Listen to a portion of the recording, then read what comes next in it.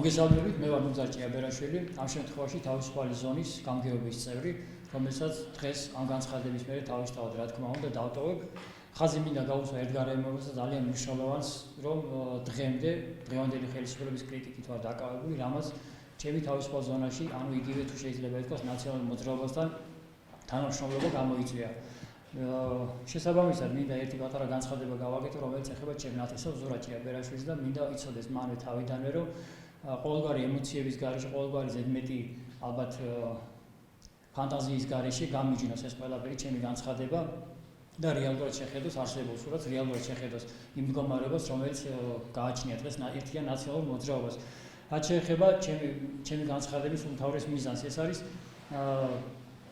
ძირითადად ყველაფერის ნაკარნახები იქიდან გამომდინარე, რომ ნაციონალურმა მოძრაობამ დღეს უკვე თავსაკუთარი პარტია შეიყვანა ჩიხში და თუ ასე გაგრძელდა დღევანდელი მდგომარეობა, როგორც მიდის ამ პარტიის ქმედება, დარწმუნებული ვარ, ქვეყანასაც ჩიხში შეიყვანენ. თუ რატომ ამას ცოტა ქვევით მოგახსენებ და ვთვლი, რომ საკმაოდ მნიშვნელოვანი ეტაპი არის ეს. მინდა გითხრათ, რომ ძალიან ბევრ ლიდერთან მომიწია ურთიერთობა და ამ ლიდერების ურთიერთობამ ჩემთან და ჩემ საქმიანობასთან დაკავშირებით ისე რაც შეეხება თავისუფალ ზონასთან საქმიანობას, ძალიან დიდი სიმპათიები აღძრა მიუხედავად იმისა, რომ ჯერ კიდევ მანადეს ჰქონდა ნაციონალური მოძრაობის მიმართ სიმპათიები და მათი პოლიტიკური მიმართულება. ეს ძალიან მნიშვნელოვანია ქვეყნისთვის, ასე ვთქვათ, ევროატლანტიკური განვითარება და დემოკრატიული ქვეყნის ჩამოყალიბების პრინციპებიდან გამომდინარე. რაც შეეხება დანარჩენს, ანუ ძირითადად განცხადებას აგვისტოს თვიდან შეიძლება ითქვას უკვე, რომ დაიწყო წინასაარჩევნო ეტაპი, მზადება ძირითადი და უმნიშვნელოვანესი ეტაპისა, როდესაც უნდა დაწყებულიყო საარჩევნო კამპანიები ჩვენთან თავისუფალ ზონაში, მისი ხელმძღვანელი ყობა ხაბაძის მიერ იქნა არაერთხელ გაცხადებული და თათბირებზე გაჟღერებული ის, რომ შესაძლოა ჩვენ წავაგოთ არჩევნები, თუმცა ეს სამწუხაროდ უკვე ჩემ და სამწუხაროდაც და იმ ადამიანების სამწუხაროდ, ვინც ნაციონალური მოძრაობის ხარდამჭერები არიან და შესაბამისად წევრები და მომავალი დეპუტატები, მათთვისაც სრულია ის, რომ ამ პარტიას არჩევნები წაგებული აქვს ამ შემთხვევაში და შესაძლებელია შემდეგი ფორმით განვითარდეს. ყობა ხაბაძის განცხადებით შეიძლება ითქვას, რომ არჩევნებს თუ წააგებს ნაციონალური მოძრაობა, მოდით ესე ვთქვათ, რადგან ეს ციტირება იყო ყოველთვის არ უნდა დანებდეს პარტია და შესაბამისად უნდა იყოს არც მეტი არც ნაკლები აგრესიული სახის განვითარება. აგრესიული სახის განვითარება რას ნიშნავს?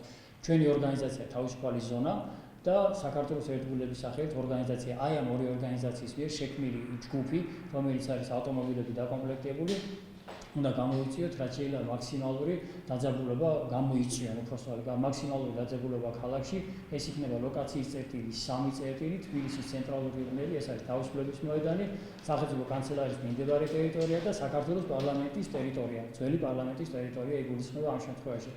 უნდა მოხდეს ქალაქის პიკეტირება, უნდა მოხდეს თუ შეიძლება დავარქვათ ამას სამოქალაქო დაპირისპირებაც კი და შესაბამისად შესაძლებელი არის მოხდეს ისეთი რამ, რაც პირდაპირ დავალებაც იყო და მოთხოვნაშიც იდო ერთ-ერთი ამ თათბირებზე, რომელ თათბირებსაც ასევე საქართველოს პარლამენტის წევრები აკო მინაშვილი, ჩირო თაქთაქიშვილი, სამწუხაროდ და მისი მეუღლე ილო ნიკოლაიშვილი ესწრებოდნენ ხოლმე და ამ თათბირებზე გაჟღერდა ესეთი რამ, რომ საკუთარი მანქანები აქციის მონაწილეებმა თვითონვე საკუთარი ხელით უნდა დაწვან.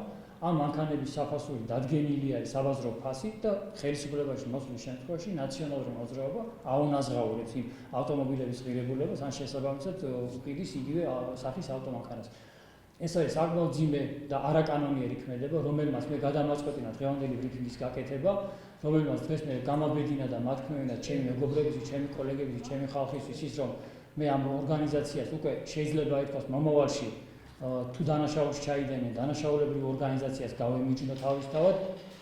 აქედან გამომდინარე, არ ვემიჯნები მე ერთიანი ნაციონალური მოძრაობის პოლიტიკას, მაგრამ იმ ლიდერებს და იმ ადამიანებს აუცილებლად ვემიჯნები და დღეიდან ამას დავასრულებ შესაბამისად, ვინაიდან და რადგანაც მე აღსურს სამოქალაქო დაპირისპირებაში მონაწილეობის მიღება და არც ერთ მათგანს, ვინც თავისუფალ ზონაში არიან. რაც შეეხება ამ თავისუფალი ზონის ორგანიზაციის წევრებს, თითქმის აღარავინ არ დარჩა, რამოდენიმე ადამიანის დარჩენილი, ესეც რატომღაც სტატუს-კვოს ინარჩუნებს, არ ვიცი რა მიზნით, მაგრამ დარწმუნებული ვარ დღეს და ხვალ ალბათ ისინიც ჩემს განცხადებას ყურად იღებენ, გაითვალისწინებენ და სავარაუდოდ დატოვებენ ისინიც უახლოეს პერიოდში.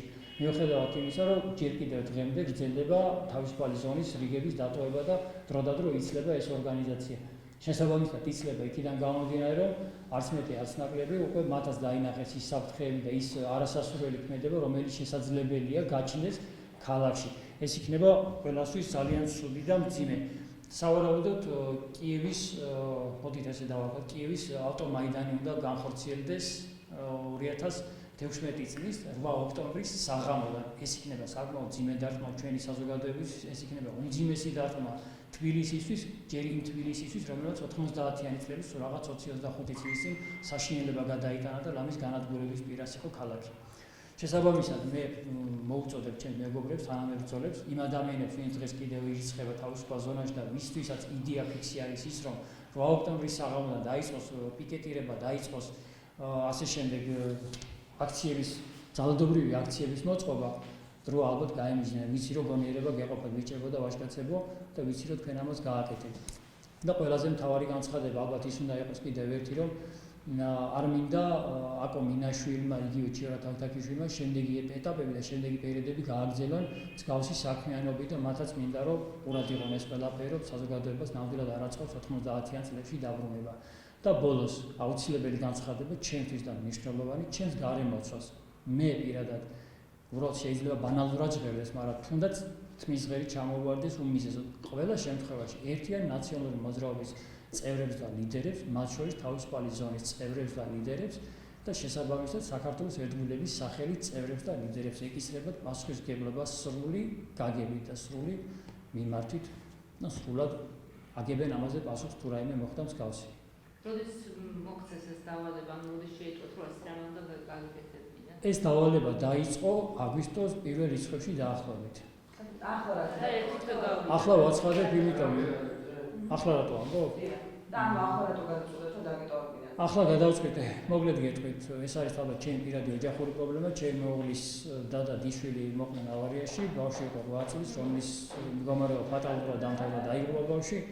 მთელი ის პირები ვიყავი, მე იქით გადავწყვეტა, შესაბამისად მერწმუნეთ, ალბათ ერთ-ერთი ძირითადი ადამიანი ვიყავი, რომელსაც ეს ჭირი და ამ ბავშვის პრობლემები უნდა გადაეტანა და აიღო საკუთარ თავზე. აქედან გამომდინარე მართლა ვერ მოვახერხე, თუმცა ყოველდღე ვაპირებდი ამის გაკეთებას, მაგრამ დღეს რადგან მოვასწარე და მოვახერხე, მადლობა თითოეულ თქვენთაგან ამისთვის. რა არის ეს? 3 დღის დაახლოებით 4 დღის წინ დატოვეს პერსონდა თქვენთან ერთად თავისუფალი ზონა, ყოველდღე ადამიანმა მაშინ შეუძლია და ესე აი ზუსტად ის პერიოდი იყო, როდესაც ჩვენ ალბათ ოჯახური პრობლემა ჰქონდა.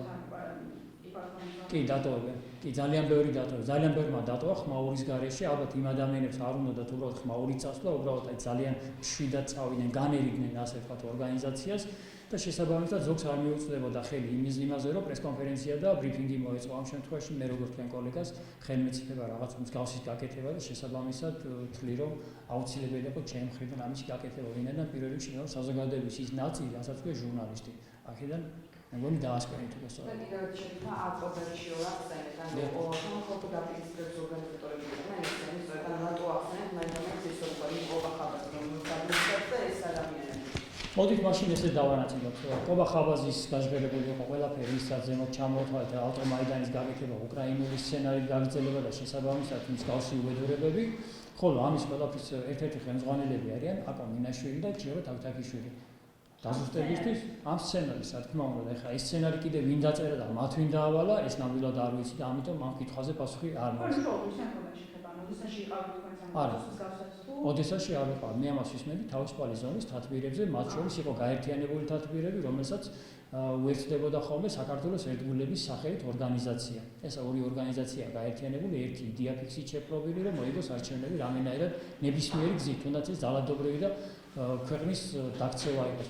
თუმცა კიდევ ერთხელ მოდით ხაზს გავუსვა, მე დღესაც მზად ვარ იმისთვის, თუ საქართველოში იქნება რიგითი ერთი ჩვეულებრივი არჩევნები, დემოკრატიული, რომ ჩვენ შევცვალოთ ერთად დემოკრატიული გზით, სრული კარგი გაგებით, ასე ვთქვათ, შვიდი არჩევნებით, თუ წავაგებთ ჩვენ როგორც ნაციონალური მოძრაობა და მხარდამჭერები და აქტიური წევრები, წავაგებთ და მიულოცოთ გამარჯვება და თუ მოვიგებთ, მოვიდნენ და მოგილოცოს ნებისმიერ პარტია მივიღებთ ამ მოლოცებას. შესაბამისად, მე ვთვლი, რომ ეს სწორი გზა არის ჩემი მხრიდან. ნაციონალური მოძრაობის წევრი არ ვარ, შესაბამისად ვერც დავტოვებ. ვარ თავისუფალი ზონის გამგეობის წევრი და ვტოვებ დღეს უკვე ამას. გარდა თქვათ აკო ვინ არის ორგანიზატორი ამ სცენარის, რომელიც და საიდან იღება დირექტორს ავტობუსიდან ხო? მოდით ასე ვთქვათ, ჩემი აზრი და ვარაუდით, ვინაიდან ჩემს წინ ადამიანმა დატოვა განცხადება და მან პირდაპირ დაასახელა დირექტივები, საიდანაც მოდის და თუ მას დავესესხებით, შესაბამისად გამოდის, რომ ეს არის ოდესიდან მართული პროცესები, რომელიც სამწუხაროდ საკმაოდ ძიმე იქნება და არასასურველი ჩვენთვის. აქედან გამომდინარე, მეც მაქვს გონიერი ეჭვი, რომ შესაძლებელია მართლა უკრაინიდან იყოს ეს დირექტივები. თუმცა მე არ ყოფილა როდესაც და არ მაქვს მსგავსი კონტაქტი და საბუთი. ანუ ვაოქტომბრის საღამოს იგეგმება? ვაოქტომბრის საღამოდან ეს იქნება ეგზიტ პოლების გამოცხადებამდე ან გამოცხადების შემდეგ გააჩნია რა სასურველი თუ არა. იყო სადაც უნდა მოწყობილიყო პარლამენტი, კანცელარია. პარლამენტი თავისუფლების მოედანი. ეს არის ის ლოკაციის ადგილები, რომელიც თბილისმა არაერთხელ წარედ იგემა. ეს იყო 9 აპრილიდან დაწყებული, დამთავრებული სხვა არაერთი ძალიან მძიმე აქციები. აქედან გამომდინარე, მით უმეტეს 90-იან წლებში გავითვალისწინეთ სამოქალაქო ომს. მე მგონი არავის არ ჭირდება, მით უმეტეს ჩვენ თაობას უკვე აღარ უნდა ის ზედმეტი სამოქალაქო დაპირისპირება და პიკეტები და ცეცხლის გაჩენა, იქ საბურავების განათება, მანქანების დაწვა და შესაბამისი აგრესიული ღონისძიება ვთვლი, რომ უნდა დასრულოს ერთხელ და სამუდამოდ ძალადობრივი მეთოდებით ხელისუფლების შეცვლა. არა აქვს ამას მნიშვნელობა, რომელი პარტია ჩაიდენს ამას. ეს იქნება ნაციონალური მოძრაობა, ქართული ოცნება იქნება თუ ახალი პარტია თუ აღმოცენდა ხვალდაზე ის თუნდაც დღეს ნებისმიერი მოქმედი პარტია. ეს უნდა დასრულოს. საზოგადოება გაიზარდა იმაზე მეტად, ვიდრე პოლიტიკოსებს გონიათ სამწუხაროდ, მათ და სამწუხაროდ და შესაბამისად მინდა ვთქვა, რომ საზოგადოებამ უკვე ჩემი და ჩემი თანამოაზრეების განცხადების საფუძველზე უნდა გააკეთოს სწორი და ჯანსაღი დასკვნა, რომ მსგავს აქციაზე არც დაძახიძე, არც ტელევიზიით აჟიტირებული, არ აქვს ამას მნიშვნელობა, რომ ტელევიზია დაიწყებს ამის ტირაჟირებას და აჟიტირებას საზოგადოების, რომ თურმე არიქა დაიქცა ქვეყანა და გარეთ გამოვიდნენ და პიკეტები დაიწყო. ეს ყველაფერი იქნება დავიმახსოვროთ მართული ზემოხსენებული ორგანიზაციებიდან თავისუფალი ზონა საქართველოს ერთგულების სახელის საქართველოს ერთგულების სახელის ორგანიზაციის ხელმძღვანელი აკო მინაშვილი. სხვათა შორის ჩვენ მანამდე არაერთი აქცია ქონდა, მსგავსი ჩვენ გადავკეტეთ გორის ავტობანი, ჩვენ გადავკეტეთ რამოდენიმე სხვა ისეთი წერტილები და შეიძლება ითქვას, რომ ესენი იყო წინასწარი სარეპეტიციო იმისთვის, მერე გაჟღერდა ეს, ჩვენ რეპეტიციები გავიეთ, ანუ კარგად ვფლობთ უკვე გადაკეტების ხელს, კარგად მოძრაობს კოლონა, შესანიშნავად იმართება თურმე დაახლოებით 50-100 ავტომობილი, შესაბამისად 50-100 ავტომობილის მართვა და კოლონად ქცევა და მე ამითი რუსთაველის ქუჩის გადაკეტვა, მე მგონი ხვდებით უკვე რომ პარალიზებას გამოიწვევს.